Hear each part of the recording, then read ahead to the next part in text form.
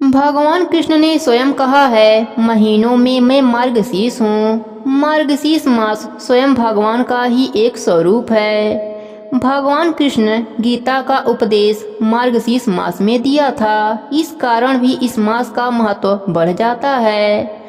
भगवान कृष्ण की प्रशंसा के लिए आइए सुनते हैं गीता के प्रथम अध्याय की कथा। प्रेम से बोलिए कृष्ण भगवान की जय हो, मार्गशीर्ष मास की जय हो। भगवान श्री कृष्ण के समझाने पर भी जब दुर्योधन पांडवों को 1 इंच भी भूमि देने को तैयार न हुआ, तब महाभारत का युद्ध अवश्य हो गया।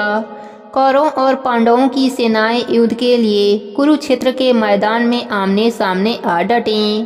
उस समय दुर्योधन के पिता महाराज धृतराष्ट्र के मन में युद्ध देखने की इच्छा जागृत हुई, तो उन्होंने महर्षि वेद व्यास जी से कहा, ऋषिवर, मैं युद्ध भूमि में जाकर युद्ध का कौतूहल देखना चाहता हूँ। इस पर महर्षि वेद व्यास जी ने महाराज धृतराष्ट्र को नम्रता पूर्वक समझाते हुए कहा, हे राजन, आप नेत्रहीन होने के कारण युद्ध देखने में असमर्थ हैं, अतः वहां जाकर आप किसी भी प्रकार का लाभ नहीं उठा पाएंगे। मुनिवर, यह सत्य है कि मैं अजन्मा नेत्रहीन हूँ, लेकिन मुझ में श्रवण शक्ति तो है।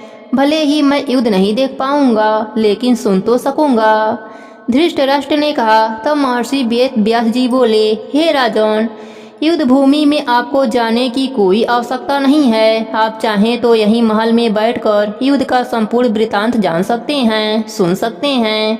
आपका सारथी और शिष्य संजय यहाँ बैठे बैठे ही आपको युद्ध का विवरण विस्तार रूप से सुनाता रहेगा।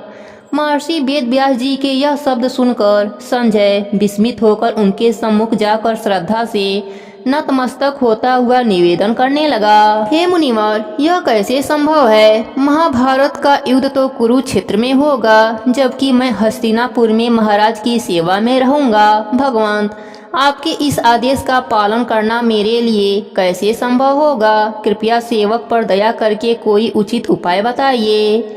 संजय के बार बार अनुनय विनय करने पर वेद व्यास जी बोले, वश्य, तुम चिंता मत करो, मैं तुम्हें दिव्य दृष्टि प्रदान करता हूँ। मेरी कृपा और अपनी दिव्य दृष्टि के प्रभाव से तुम हस्तिनापुर में बैठे बैठे ही कुरुक्षेत्र का संपूर्ण युद्ध देख सकोगे और महाराज के समक्ष विस्तार से उसका वर्णन भी कर सकोगे। महर्षि वेद व्यास जी के वरदान से संजय दृष्टिवान हो गया। फिर पलक झपकते ही वेद व्यास आंखों से ओझल हो गए। कुरुक्षेत्र के मैदान में 7 अक्षौहिक सेना पांडवों की और 11 अक्षौहिक सेना कौरवों की आमने सामने आ डटी। महाराज धृतराष्ट्र ने संजय से पूछा, हे संजय, कुरुक्षेत्र की युद्ध भूमि में कौरवों और पांडवों की क्या स्थिति है? मुझे विस्तार से बताओ। संजय ने महर्षि वेद व्यास जी के द्वारा वरदान में मिली दिव्य दृष्टि से कुरुक्षेत्र की ओर चेहरा घुमाया और कहा, राजन, आपके पुत्र दुर्योधन पांडवों की 7 अक्षौहिक सेना पर दृष्टि डालते हुए गुरु द्रोणाचार्य के पास गए हैं और उन्हें संबोधित करते हुए कह रहे हैं कि, हे गुरुदेव, आप पांडवों की विशाल सेना पर दृष्टि डालिए और यह देखिए कि इस विशाल सेना की व्यूहरचना आपके ही बुद्धिमान शिष्य द्रुपद पुत्र धृष्टद्युम्न ने की है। उसके साथ साथ पांडु सेना में भी बड़े बड़े वीर योद्धा हैं। हे आचार्य, मैं आपको इस सेना में उपस्थित हर योद्धा के विषय में बता देना उचित समझता हूँ। सर्वप्रथम तो कुशल धनुर्धर और सूरवीर अर्जुन हैं। उसके अलावा युद्ध की हर कला में पारंगत और बलशाली भीम, राजा युधान, महारथी राजा द्रुपद, राजा विराट, चेकितान, महाप्रकर्मी धृष्टकेतु, महाबलशाली काशी नरेश, कुंती भोज, पुरुजित, विक्रांत, नरश्रेष्ठ सभ्य, धूमायुद्ध, महावीर, उत्तमौजा, द्रौपदी के 5 पुत्र तथा अभिमन्यु आदि सब युद्ध के लिए तैयार हैं। यह सभी एक से बढ़कर एक महारथी और युद्ध कला में प्रवीण हैं। हे गुरुवर, हमारी सेना में आपके अलावा भीष्म पितामह हैं। मेरे लिए अपने प्राण न्यौछावर कर देने वाला मेरा परम मित्र कर्ण है। युद्ध विजेता कृपाचारी और महाबलशाली अश्वत्थामा, जो तरह तरह के अस्त्र शस्त्र धारण किए हुए हैं। विकर्ण और सोमदत्त के पुत्र भूरिश्रवा के साथ साथ और भी महाबली योद्धा हैं, जो मेरे लिए अपने प्राण न्यौछावर करने को तैयार हैं। संख्या में हमारी सेना 4 अक्षौरिक अधिक है। हमारी सेना के रक्षक व सेना नायक भीष्म पितामह हैं और पांडवों की सेना का नायक भीम है। इसलिए आप सब अपने अपने मोर्चे पर डटे रहें और भीष्म पितामह की रक्षा करें। दुर्योधन का यह संबोधन सुनकर सेनापति भीष्म पितामह ने दुर्योधन के उत्साह में वृद्धि करने के लिए सिंह की गर्जना के समान शंखनाद किया, जिससे कौरवों की सेना में काफी जोश का संचार हुआ है। उसके पश्चात अन्य वाद्ययंत्र, मृदंग, ढोल, रणसिंह आदि बजने लगे हैं, जिससे वातावरण में भय उत्पन्न होने लगा है। संजय बोला, हे राजन, अब मैं पांडु सेना का वर्णन करता हूँ। भीष्म पितामह के शंखनाद के जवाब में भगवान श्री कृष्ण और अर्जुन ने भी अपने अपने शंखों से शंखनाद किया। इसी प्रकार भीम ने, पौंड, युधिष्ठिर ने, अंतर्विजय तथा नकुल और सहदेव ने घोष व मणिपुष्पक नामक शंखों से शंखनाद किया। जिस रथ पर भगवान श्री कृष्ण विराजमान हैं वह रत्न जड़ित एवं स्वर्ण निर्मित है। जब उस रथ के पहिए घूमते हैं तो उनके चलने से मेघों की गर्जन के समान ध्वनि उत्पन्न होती है। रथ के घोड़े रुई के समान सफेद हैं। घोड़ों के मुख अति सुंदर हैं। ऐसे सुंदर घोड़ों के रथ पर सारथी के रूप में भगवान श्री कृष्ण विराजमान हैं तथा अयोध्या के स्थान पर श्री कृष्ण भक्त अर्जुन हैं। हे राजन, जब पांडवों की ओर से शंखनाद हुआ तो दुर्योधन, भीष्म तथा अन्य योद्धाओं का हृदय छलनी हो गया।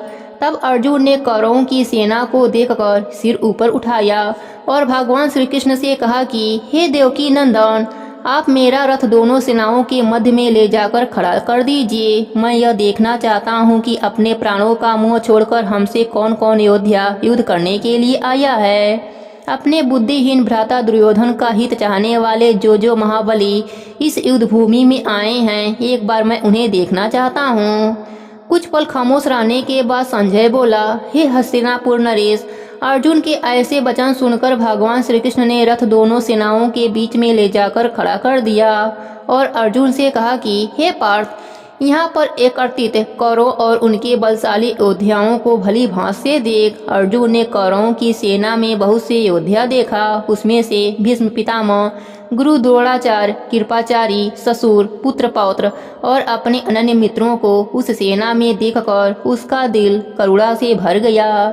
वह दुखी मन से भगवान श्री कृष्ण से बोला, हे पृथ्वीनाथ, युद्ध के लिए आए अपने सगे संबंधियों को देखकर मेरा दिल शोक में डूब गया है। मेरे अंग शिथिल पड़ते जा रहे हैं, जीवा सूख रही है, मेरे शरीर का रोम रोम कांप रहा है, मेरे शरीर में ज्वाला सी धधक रही है, मेरा धनुष बाण मेरे हाथ से छूट रहे हैं और मेरी टांगे मेरे जिस्म का बोझ उठाने में सक्षम नहीं है। हे केशव, एक भी सगुन मुझे ठीक से नहीं लगता, सब अपशगुन लग रहे हैं। इस युद्ध भूमि में मेरे सब अपने हैं, मेरे भाई हैं। भाई बंधुओं का वध करके मैं कैसे अपने कल्याण की आशा रखूं? हे पृथ्वी वल्लभ, मैं अपने आत्मजनों का वध करके विजय नहीं चाहता। मुझे न राज्य चाहिए और न ही सुख। ऐसे राज्य सुख भोग का क्या लाभ, जहाँ गुरु, चाचा, ताऊ, दादा, ससुर, मामा, पुत्र, पौत्र एवं अन्य सगे संबंधी युद्ध भूमि में योद्धा बनकर खड़े हों, वहाँ मेरा धनुष कैसे उठेगा? हे मधुसूदन,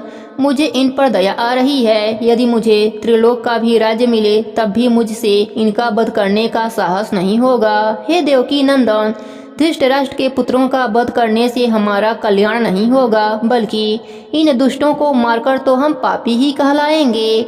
मैं मानता हूँ कि यह महापापी हैं, घोर अपराध किया है इन्होंने, लेकिन फिर भी यह वध के योग्य नहीं है। हे भगवत वत्सल्य, स्वजनों का वध करके हम कैसे सुख की प्राप्ति कर सकते हैं? यह मुक्ति का मार्ग नहीं है। धृतराष्ट्र के यह पुत्र राजमोह के वशीभूत होकर अपनी बुद्धि भ्रष्ट कर बैठे हैं। यदि इन्हें कुल को नष्ट करने या अपने मित्रों के साथ कपट करने में दोष नजर नहीं आता तो क्या इनकी भांति मैं भी सिर्फ सत्ता लोक लुप्पा को ही देखूं? हे श्री कृष्ण, मैं कुल का नाश होते कैसे देख सकूंगा? कुल का नाश होने से पुरातन काल से चला आ रहा हमारा प्राचीन धर्म नष्ट हो जाता है और जब धर्म का नाश होता है तो कुल में पाप की वृद्धि होती है।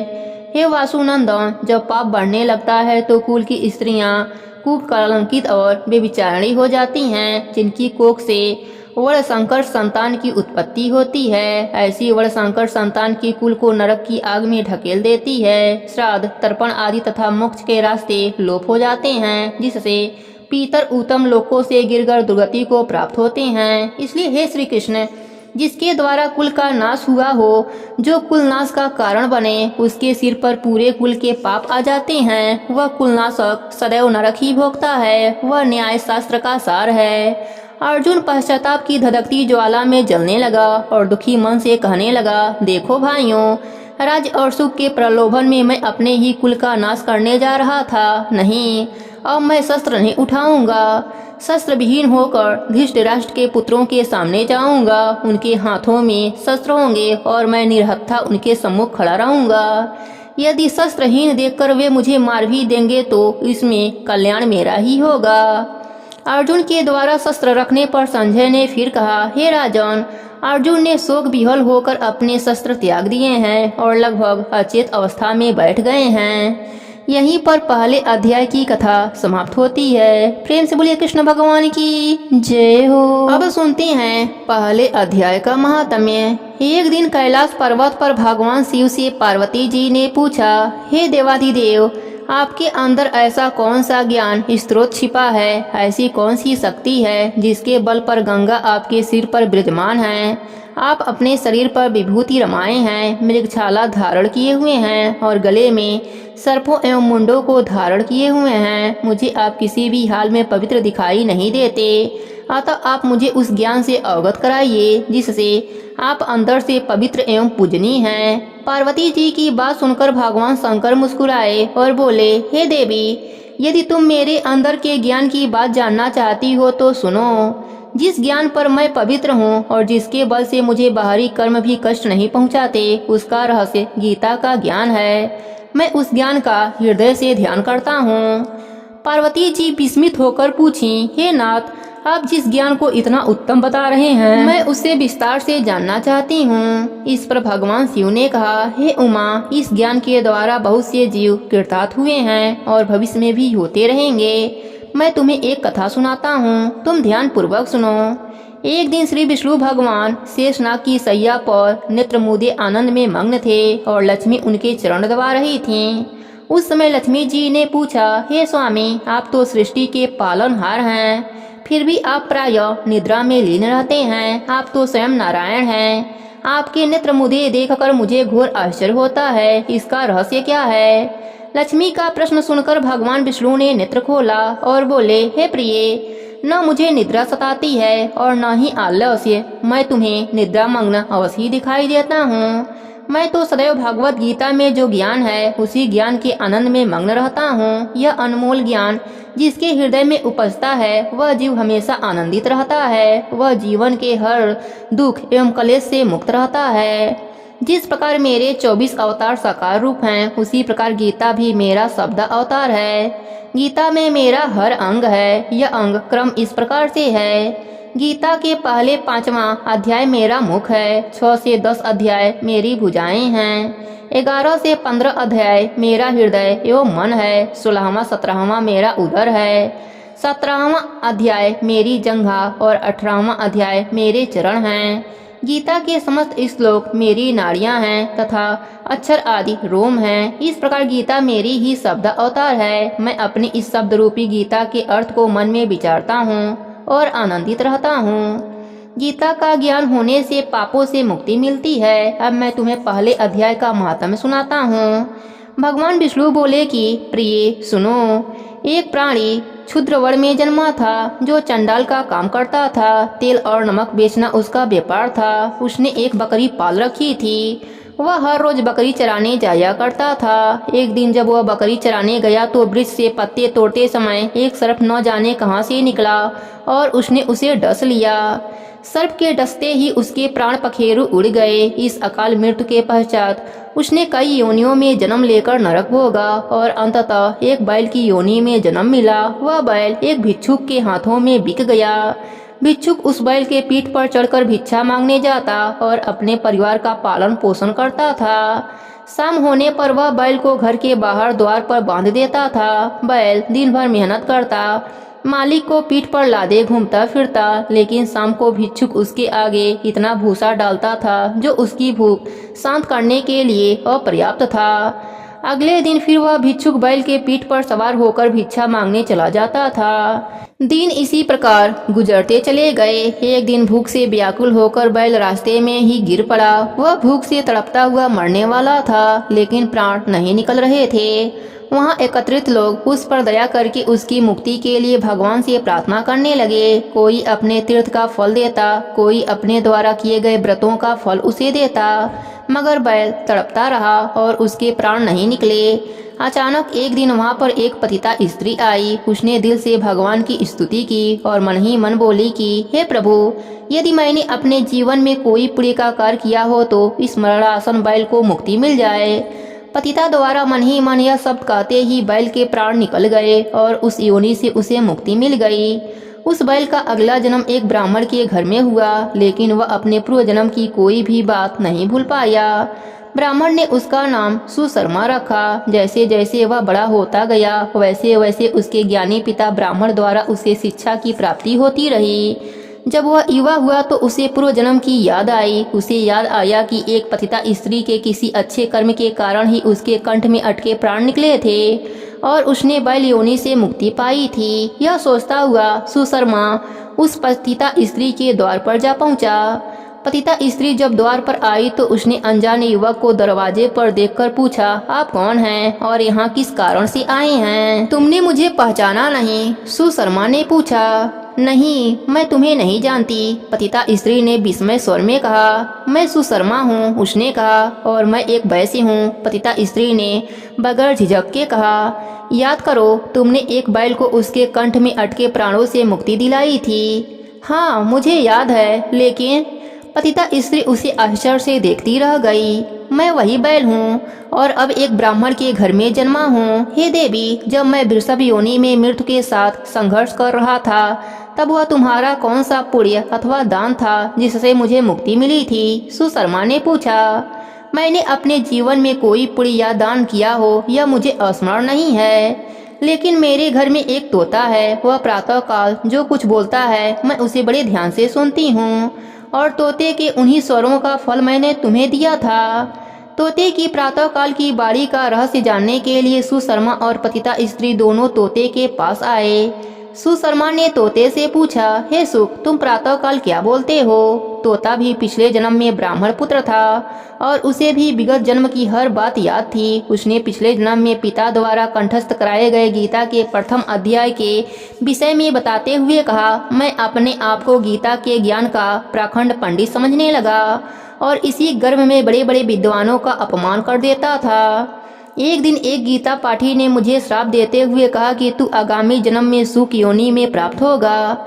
इसी कारण मैंने तोते की योनि में आ पहुंचा। एक दिन मैं एक शिकारी के जाल में फंस गया और उसने मुझे एक ब्राह्मण के हाथों बेच दिया। उस ब्राह्मण ने मेरी परवरिश बेटे की तरह करी। वह ब्राह्मण प्रतिदिन गीता के प्रथम अध्याय का पाठ किया करता था। मुझे गीता का यह अध्याय पूर्व जन्म से ही कंठस्थ था। ब्राह्मण के घर रहने से यह लाभ अवश्य हुआ कि गीता का प्रथम अध्याय पूर्व जन्म से लेकर अब तक नहीं भुला पाया हूँ। लेकिन दुर्भाग्यवश एक दिन ब्राह्मण के घर एक चोर आया। ब्राह्मण दयावान और गरीब था। उसके घर और कुछ तो मिला नहीं। वह मुझे ही पिंजड़े सहित उठा लाया और इस पतिता स्त्री के यहाँ छोड़ गया। यह पतिता उसकी प्रेयसी थी।